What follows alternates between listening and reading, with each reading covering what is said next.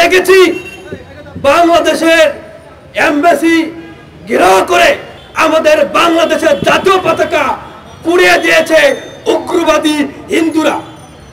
আমরা স্পষ্ট ভাষায় বলে দিতে চাই, আপনারা ভারত আমাদেরকে বন্ধু বলে বলে আমাদের পিছন দিক থেকে যে শত্রুতা করে বাংলাদেশকে ধ্বংস করা যায় পাইতারা আপনারা করেন, এই যাবৎকাল করে আসছেন, এরা কিন্তু বাংলাদেশের জনতা বুঝে গিয়েছে।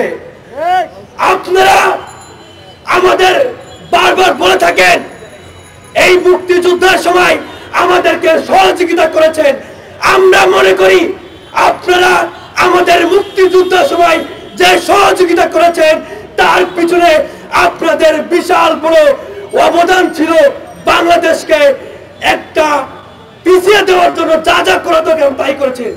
আমরা মনে করি আমরা যদি পাকিস্তানের সঙ্গে থাকতাম, এই পশ্চিম পাকিস্তান আর পূর্ব পাকিস্তান সবচেয়ে সামনে দিকে এগিয়ে যেত। আপনারা আমাদের কি করছেন?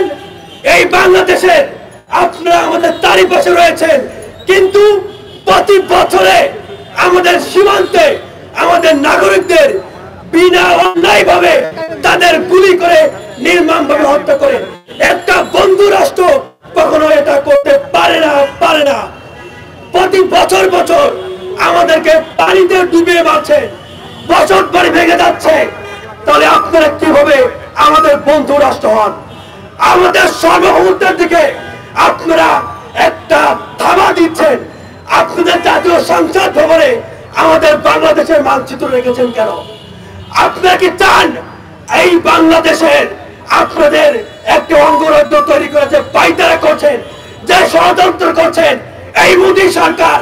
আমরা বলে দিতে চাই স্পষ্ট ভাবে, বাংলাদেশের প্রত্যেকটা নাগরিক, প্রত্যেকটা জনতা এরা কিন্তু বাংলাদেশের যদি হাত করে বা বাংলাদেশের তাদের সার্বভৌমত্ব রক্ষার জন্য তারা কিন্তু কারোর সঙ্গে আপোষ করে না, তারা কিন্তু ঐক্যবদ্ধ থাকে। যদি বাংলাদেশের উপরে আপনাদের কালো থাবা, কালো নজর যদি দেন, আমরা ছাত্র জনতা যেভাবে পাকিস্তানকে তাড়িয়েছি তেমনি আমরা কিন্তু ভারতকেও তাড়িয়ে দিব। আমরা কিন্তু আপাতত ভারতকে ভয় পাই না, এবং এই অন্তর্বর্তীকালীন সরকারের উপদেষ্টা সহ আমরা যারা ছাত্র জনতা রয়েছি, আমরা ব্রাইট পরিকল্পনা করছি আমাদের বাংলাদেশকে একটা উন্নত রাষ্ট্র তৈরি করার জন্য সকলভাবে প্রশাসনিক, তারপরে যে আপনার যে আর্মির যে আমাদের সরঞ্জামগুলো দরকার, আমরা সেগুলো বাংলাদেশে নিয়ে আসার জন্য আমাদের ব্যবস্থা করছি। আমরা ইতিমধ্যে এইটা থেকে আমরা দেখছি ভারতের কিছু গণমাধ্যম, এই যে মলম পার্টি গণমাধ্যম গুলা, এরা বাংলাদেশকে নিয়ে বিভিন্ন মিথ্যা প্রচার করা শুরু করেছে। আমরা বাংলাদেশের জনগণ একটা কথা হুঁশিয়ারি করে বলতে চাই, আপনার যে মলম পার্টি সাংবাদিক রয়েছে ভারতের, এই মলম পার্টি সাংবাদিকদের কিন্তু ইতিমধ্যে বাংলাদেশ বয়কট করেছে। এই জন্য বাংলাদেশকে নিয়ে আপনারা নতুন কোন ষড়যন্ত্রে যুক্ত হয় না, নাহলে কিন্তু ভারতের কপালে অনেক বড় শরীর অপেক্ষা করছে।